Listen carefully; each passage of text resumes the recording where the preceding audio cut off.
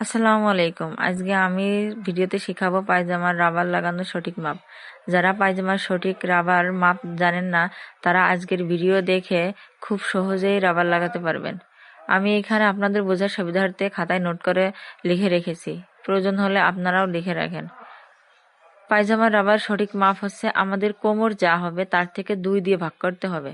তারপর 4 ইঞ্চি বা 5 ইঞ্চি বেশি নিব।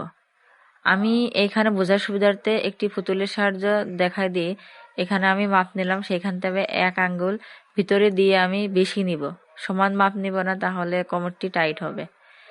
এখানে আমার দেওয়া আছে আমাদের কোমর যা হবে তার থেকে 2 দিয়ে ভাগ করতে হবে। তারপর 4 ইঞ্চি বা 5 ইঞ্চি বেশি নেব। এখানে আমার কোমর ধরি 50 ইঞ্চির কোমর নিলাম, এখানে 2 দিয়ে ভাগ দিব, হবে 25।